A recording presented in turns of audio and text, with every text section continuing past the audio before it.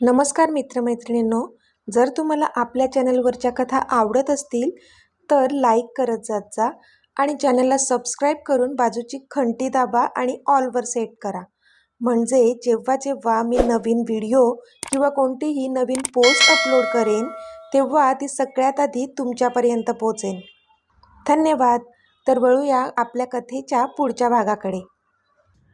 जानू चल, रीमा बोलल्या तशी जानू त्यांच्यासोबत बाहेर गेली. रीमांनी तिला त्यांच्या रूमच्या दारापर्यंत आणून सोडलं. गुड नाईट, रीमा हसून बोलल्या आणि तिथून निघून गेल्या.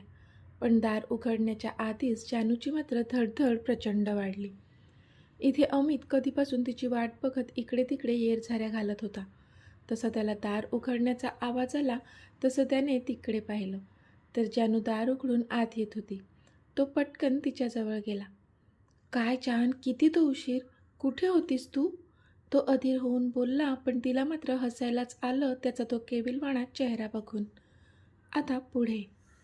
ती त्याला क्रॉस करून हसतच पुढे निघून गेली आणि वॉर्डरोब उघडलं तिने. जानू, मी काहीतरी विचारतोय तुला, कुठे होतीस तू? मी कधीपासून तुझी वाट बघतोय यार, त्याने तिथूनच विचारलं. पण तरी तिने काहीच उत्तर दिलं नाही आणि हसून हातातला तो ज्वेलरीचा बॉक्स कपाटात ठेवून कपाट बंद केलं तिने. पण त्याने मात्र आता तिच्या हाताला पकडून जवळ ओढलं तिला आणि कपाटाच्या बाजूच्या भिंतीवर पुश केलं. तशी ती कावरीबावरी होऊन त्याच्याकडे पाहू लागली. मीत, काय करताय? घाबरले ना मी, ती छातीवर हात ठेवून बोलली. अच्छा, घाबरलीस तू? आणि कधीपासून हसत होतीस त्याचं काय? मी तुला कधीपासून विचारतोय की कुठे होतीस, त्यावर मला आन्सर द्यायचं सोडून तू फक्त हसतच आहेस कधीपासून. काय झालं एवढं हसायला? मी जोकर दिसतोय का तुला? त्याने कसं तरीच तोंड करून तिला विचारलं.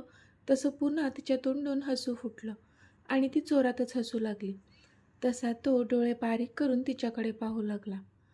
ओके बाबा, आय एम सॉरी, आता नाही हसत, ओके, ती स्वतःचं हसू कंट्रोल करत बोलली. पण मीत, मला थोडासा उशीर काय झाला, तुमचा चेहराच इतका केविलवाणा झाला होता की तो पाहूनच आपोआपच मला हसू आलं. मी येतच होते ना, इतकं धीरवायला काय झालं तुम्हाला, तिने विचारलं. तसा तो अजूनच तिच्याजवळ सरकला. अच्छा, मी अधीर होतोय? आणि मग तुझं काय, तू अधीर नाही आहेस का आपल्या ह्या स्पेशल क्षणांसाठी? तो एकदम तिच्याजवळ जात बोलला तसं तिने स्वतःचं अंग चोरून घेतलं. पण आपला थोडीच हा पहिला हनीमून आहे, ती बोलली. अच्छा, पहिला नाही आहे, मग कितवा आहे? त्याने अगदीच मिश्किलपणे विचारलं. तशी ती डोळे मोठे करून त्याच्याकडे पाहू लागली. काहीही काय बोलताय तुम्ही, काहीही विचारताय, असं कसं सांगू कितवा हनीमून आहे? ती फ्लोमध्ये बोलून गेली खरी, पण जेव्हा तिला तो समोर मोठ्याने हसताना दिसला तसं तिला कळलं की आता आपण काय बोलून गेलो आणि तिने दाताखाली जीभ चावली. बास ना आता, अजून किती हसणार आहात, ती लटक्या रागात बोलली, कारण तो पोटाला हात धरून हसत होता. अच्छा, मी हसलो तर मॅडमना राग येतो आणि स्वतः हसल्यावर मात्र आम्ही शांत राहायचं, हो ना, त्याने विचारलं. तशी पुन्हा तिने हसून मान खाली घातली. सॉरी ना, ती क्यूट फेस करून बोलली. तसा तो गालात हसला. जानू, नवीन लग्न झालंय ना आपलं, मग हनीमून पण नवीनच, ओके, तो तिला डोळा मारून बोलला आणि त्याने तिला आपल्या दोन्ही हातांवर उचलून घेतलं. तशी मात्र ती लाजून त्याला बिलगली. त्याने तिला बेडवर आणून ठेवलं आणि ती बेडला मागे रेलून बसली. तो सुद्धा तिच्या बाजूला येऊन बसला. बरं सांग आता, इतका वेळ कुठे होतीस, त्याने विचारलं. ते मॉम त्यांच्यासोबत त्यांच्या रूममध्ये घेऊन गेल्या होत्या मला. आपल्या घराण्याचे दागिने द्यायचे होते मला त्यांना. ती रीत आहे ना, एका सुनेकडून दुसऱ्या सुनेला दागिने सोपवण्याची, तीच करत होत्या त्या. आपल्या पहिल्या लग्नाच्या वेळी त्या नव्हत्या, त्यामुळे त्यांना करता आली नव्हती ही रीत. आणि म्हणून आता सगळं रीतसर करायचं होतं त्यांना, म्हणून त्या मला घेऊन गेल्या होत्या. मग थोडा वेळ तिथे बोलत पण बसले मी. शिवाय जीनू आणि प्रिन्सेससुद्धा त्यांच्याचकडे झोपणार आहेत. त्यांना मी म्हणाले की येता का माझ्यासोबत झोपायला, पण ते नाही म्हणाले. का, तर आजोबा मला छान छान गोष्टी सांगत आहेत असं म्हणाले ते. हाऊ क्यूट ना, ती खुश होऊन बोलत होती. पण तो मात्र हसून एकटक तिच्या चेहऱ्याकडे पाहत होता. मीत, असे काय बघताय तुम्ही माझ्याकडे? बोला ना काहीतरी. कधीपासून मी एकटीच बोलत आहे. ती बोलली. मी ऐकतोय तुझं. तू बोल ना. छान बोलतेस तू. तो हसून बोलला. हो का? आणि तुम्ही? तुम्ही छान नाही का बोलत? तिने विचारलं तसा तो गालात हसला. बोलतो ना, पण तुझ्या इतकं छान नाही. त्याने पण उत्तर दिलं तशी आता ती गालात हसली. तुमचं काय हे आजचं आहे का? एक चान सोडत नाहीत तुम्ही माझी तारीफ करण्याचा. ती लाजून बोलली. आता माझी बायको आहेच तारीफ करण्यासारखी, मग करणारच ना मी तारीफ. तो बोलला. तशी तिने बाजूची उशी तोंडावर धरली, कारण आत्ता तिच्या चेहऱ्यावर इतकी लाली पसरली होती जी तिला त्याला दाखवायची नव्हती. तो मात्र गालात हसला तिच्या अशा रिॲक्शनने. जान, इतका सुंदर चेहरा नको ना लपवू. तो तिच्या चेहऱ्यावर ठेवलेली उशी काढत बोलला. पण मॅडमने आता आपल्या दोन्ही हाताने स्वतःचा चेहरा झाकून घेतला. अगं नको ना. त्याने आता तिचे दोन्ही हात पण बाजूला केले आणि पुन्हा तो तिच्या चेहऱ्यामध्ये हरवला. मीत, नका ना बघू असं. मला खूप लाज वाटते. ती बोलली. अरे वा, का नको बघू? मी बघणार. एवढी सुंदर बायको आहे माझी. तो पण मुद्दाम तिला छळत होता. नाही ना, ती लटक्या रागात बोलली आणि खाली मान घातली तिने.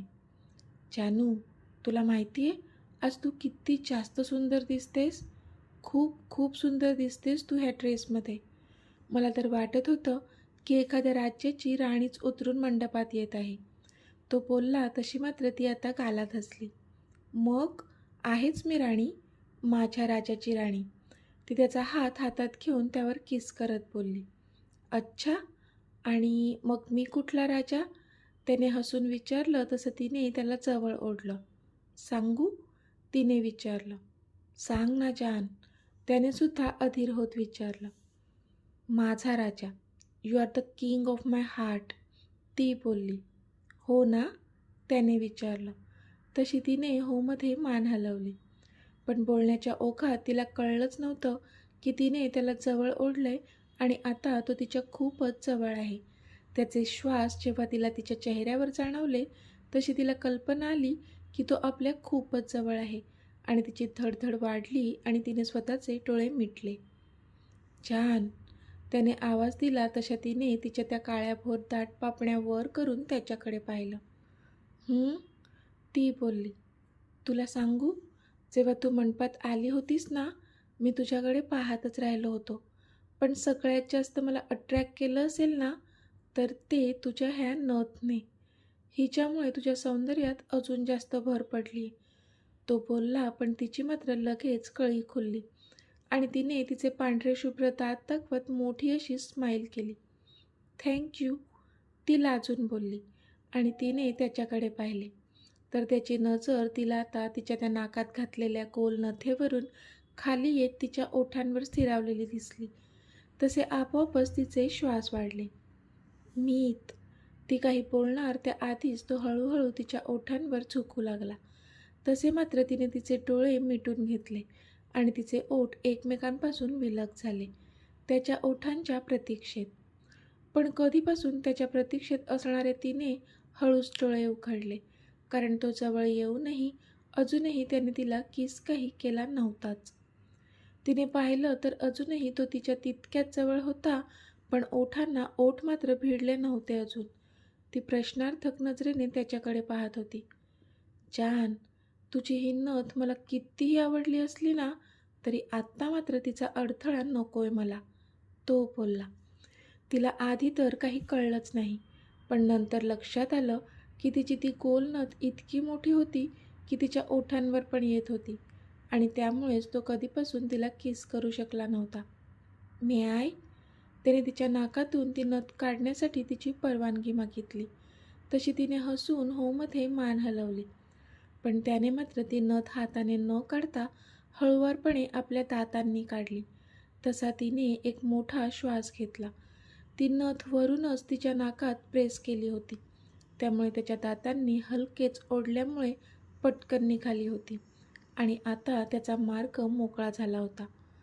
त्याने त्याचे ओठ तिच्या ओठांवर प्रेस केले आणि हळुवारपणे उलगडू लागला तो तिच्या त्या नाजूक गुलाबाच्या पाकळ्यांना. तिने पण त्याला जवळ ओढून घेतलं आणि त्याच्या केसात हात फिरवून ती पण त्याला अनुभवू लागली. आज इतक्या वर्षांनी हा क्षण त्यांना अनुभवायला मिळाला होता. प्रेम तर आधीही होतंच, पण तेव्हा परिस्थितीच अशी होती की वाटत असूनही एकमेकांवर प्रेम करायला मिळालं नव्हतं त्यांना. त्यामुळे आजचा हा किस खूप स्पेशल होता त्या दोघांसाठी सुद्धा. दोघेही अगदी इंटेन्सली किस करत होते एकमेकांना. बराच वेळ झाला तरी कोणीच माघार घेत नव्हता. किस करतच त्याने तिला बेडवर झोपवलं आणि अजूनच पेशनेटली किस करू लागला तो तिला. ती पण त्याला सोडत नव्हती. तिला पण हवाच होता तो. बऱ्याच वेळाने त्याने तिला सोडलं आणि तिच्याच बाजूला आडवा झाला तो. ती पण जोरजोराने श्वास घेऊ लागली होती. त्याने आता कूस बदलली आणि तिच्याकडे वळून पाहिलं. ती पण त्याच्याचकडे पाहत होती. "जान, थँक यू." तो बोलला तशी ती पटकन त्याला बिलगली. तिला कळत होतं तो कशासाठी थँक यू म्हणतोय. खरं तर तिला पण त्याला थँक यू म्हणायचं होतं. कारण आज जो आनंद एवढ्या वर्षानंतर त्याला तिच्यामुळे मिळाला होता, तोच आनंद तिला पण तर त्याच्यामुळे मिळालाच होता ना. पण थँक यू बोलायला आता शब्द फुटत नव्हते तिच्या तोंडून. इतकी लाजली होती ती. पण तिची थरथर तर तेव्हा वाढली जेव्हा त्याने तिला एका बाजूने वळवलं आणि हळूच तिच्या गळ्यात घातलेल्या नेकलेसचं हुक काढलं. त्याच्या बोटांचा ओझरता स्पर्श पण खूप होता तिच्या हृदयाची स्पंदने वाढवण्यासाठी. त्याने ते नेकलेस तिच्या गळ्यातून काढलं आणि बाजूच्या टेबलवर ठेवलं. त्याने हळूच तिच्या कानावरून त्याचं बोट फिरवलं तसं तिने श्वास आत ओढून घेतला. त्याने अलगद तिच्या दोन्ही कानातले ते झुमके काढले. अजूनही ती डोळे बंद करूनच होती. त्याने तिचा हात हातात घेतला आणि त्यावर किस केला. तसे तिने डोळे उघडून त्याच्याकडे पाहिलं तर आत्ता तो तिच्या हातातल्या बांगड्या काढण्यात व्यस्त होता. त्याने तिच्या दोन्ही हातातल्या सगळ्या बांगड्या काढून टेबलवर ठेवल्या.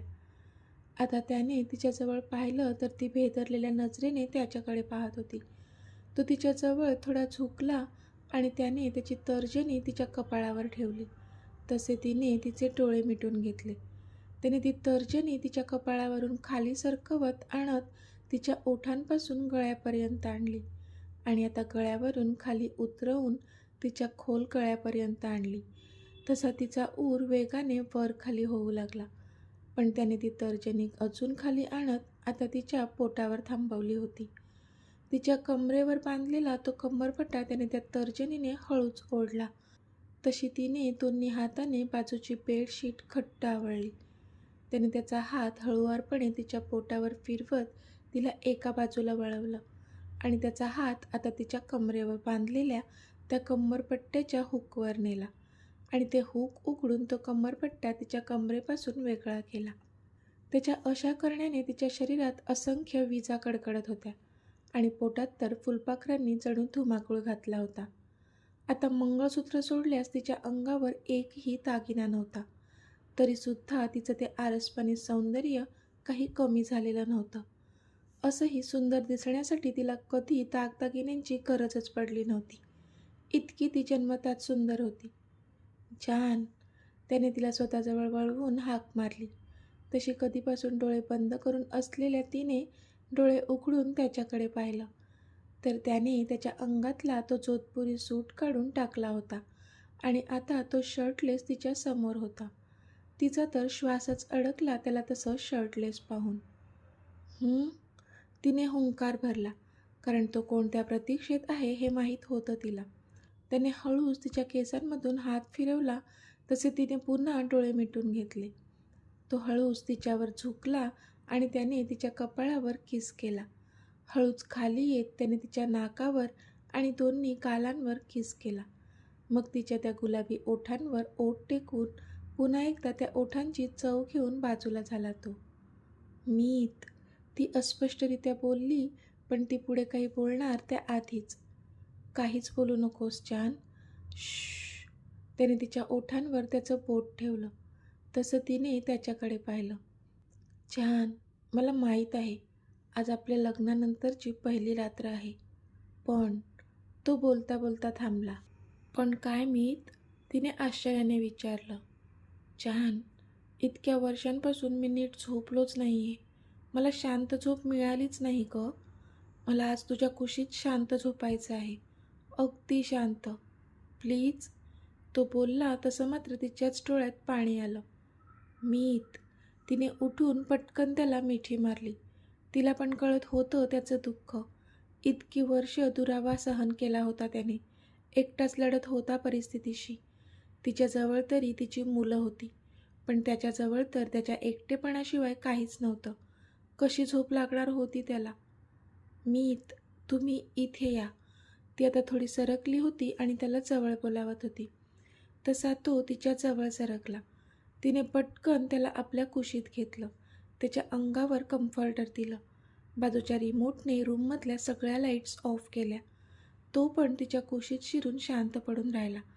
तसं तिने त्याला अजूनच जवळ ओढून छातीशी घट्ट आवळलं आणि त्याच्या केसांमधून हात फिरवून त्याला प्रेमाने गोंजारू लागली ती. जगाला चालवणारा तो अमित राज्याध्यक्ष आज आत्ता मात्र तिच्या मिठीत एखाद्या लहान बाळासारखा शिरून होता. आज सगळी दुःख विसरून त्याच्या जानच्या कुशीत येऊनच त्याला शांती मिळाली होती. थोड्याच वेळात त्याला शांत झोप लागली. तिने पाहिलं तर तो झोपला होता. तसं मग तिने पण त्याच्या कपाळावर स्वतःचे ओठ टेकवले आणि मग तिने पण स्वतःचे डोळे मिटले आणि झोपी गेली ती. आता रात्रीचे 2 वाजले होते. इथे रॉनी अजूनही आरूच्या रूममध्ये होता. दोघीही बेडवर बसले होते आणि रॉनी आरूच्या मांडीवर डोकं ठेवून झोपला होता. आरू, बराच उशीर झालाय. मला आता निघायला हवं. रॉनी घड्याळ बघत बोलला, पण आरूने मात्र तोंड बारीक केलं त्यावर. थांबा ना थोडा वेळ, ती बोलली.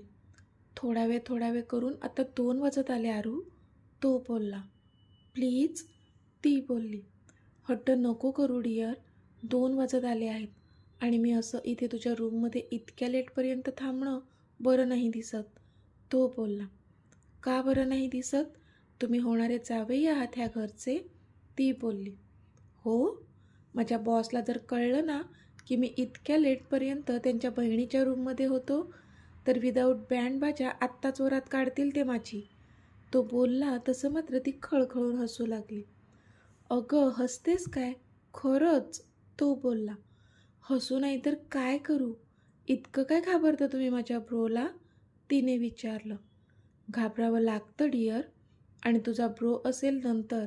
आधी माझे बॉस आहेत ते. आणि असंही आम्ही नोकरीवाली माणसं, तुझ्यासारखा थोडीच कोणी प्रिन्स आहे मी, तो बोलला. तसं तिने त्याला जवळ ओढलं. प्रिन्स तर आहातच तुम्ही. मी प्रिन्सेस आणि तुम्ही माझे प्रिन्स, कळलं मिस्टर रॉनी डिसूजा, ती बोलली. पुढे काय होणार होतं त्याला देखील माहीत नव्हतं आणि ती होती की अजूनही स्वप्न बघत होती. पण आता पुन्हा तेच सांगून त्याला तिला नाराज करायचं नव्हतं. जो होगा वो देखा जाएगा, असा विचार केला त्याने आणि तो कालात हसला. कळलं हो. आता माझ्या प्रिन्सेसची परमिशन असेल तर आम्ही बाहेर जाऊ का, त्याने एकदम फिल्मीरित्या विचारलं. पण तिने मात्र त्यावर तोंड बारीक करून नाहीमध्ये मान हलवली. आरू, खूप उशीर झालाय आता आणि तुझी झोप पण तर महत्त्वाची आहे ना. तू पण झोपून घे, नाहीतर तब्येतीवर परिणाम होईल. ओके, तो तिला समजावत बोलला. ओके, ती नाराजगीनेच बोलली. That's like my girl. Good night dear, तो तिच्या डोक्यावर किस करत बोलला. गुड नाईट, ती तोंड बारीक करतच बोलली. अगं असं नाही, छान हसून विश कर मला. तुला नाही वाटत का माझी पण झोप चांगली व्हावी, त्याने विचारलं. तशी मग हसली ती. गुड नाईट माय लव्ह, ती बोलली आणि तिने त्याच्या गालावर ओठ टेकवले. तसा तो गालातच हसला. That is so sweet of you. आता मला पण छान झोप येईल. बाय डिअर, तो त्याच्या गालाला हात लावत हसून बोलला आणि तिथून निघून गेला. तिने मात्र पटकन दरवाजा लॉक केला आणि आनंदाने स्वतःशीच एक किरकी घेतली. आजचा दिवस खूप छान गेला होता तिचा आणि रात्र तर त्याहूनही गोड. त्याच्यासोबत घालवलेले ते खास क्षण आठवत आणि त्यालाच स्वप्नात बघत झोपायचं होतं तिला. म्हणून पटकन बेडवर जाऊन आडवी झाली. तर मित्रमैत्रिणींनो, आजचा भाग तुम्हाला कसा वाटला ते मला कमेंटमध्ये सांगा. आणि जर आवडला असेल तर व्हिडिओला लाईक करा, शेअर करा आणि चॅनलला सबस्क्राईब करून बाजूची घंटी नक्की दाबा. चला तर भेटूया आपल्या पुढच्या भागात. तोपर्यंत धन्यवाद.